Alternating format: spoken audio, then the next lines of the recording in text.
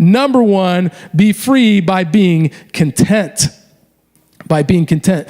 Dr. Larry Osborne, a pastor in San Diego, it's lovely there, writes this and defines financial freedom as a life free from financial worry about money. How many of you want a life like that?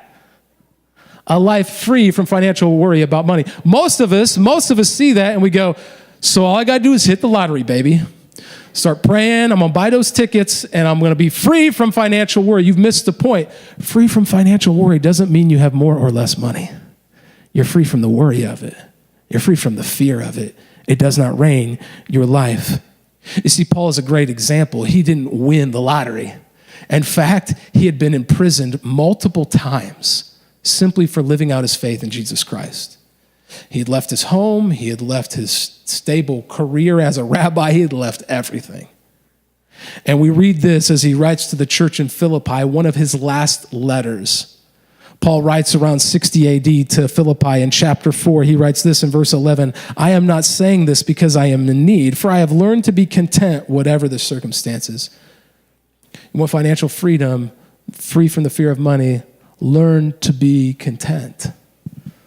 It's easier said than done, isn't it?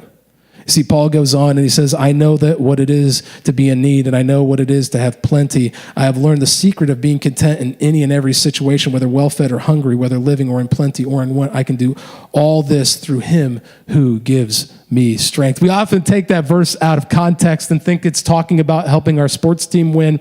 Or I love one of my friends, he used to talk about how he'd go into high school to the lunchroom and he'd cut to the front of the line and they'd be like, hey, you're cutting. He'd be like, it's so cool. It's okay. I can do all things through Christ who gives me strength. Don't worry about it. It's cool. Like, we take the verse out of context. What it's talking about is whatever you're facing, including the financial hardships, you can be content in any circumstances because the Lord Jesus Christ will strengthen you. And Paul is writing this while being imprisoned. In fact, there are times in the New Testament where Paul is writing letters to churches, living for the Lord, most likely writing from standing ankle deep in raw sewage because their prison system was not like ours. There was not toilets. There was not running water. It was a horrible place to live. And he says, I can be content in any circumstances. He knows about what it's like to be content regardless of his financial outlook. Whenever I think about this, I think about my grandmother, who I mentioned a few weeks ago. She had rheumatic arthritis at age 19 and lived her entire life in pain. And very bad rheumatic arthritis. And I always remember just seeing her because of her faith, and she had a strong faith. Even in her last, she would sometimes just lay in bed just singing hymns. And she always encouraged me that even though she was faced with such a painful life, she could be content with what God had given her and worship him in song, even to her last days.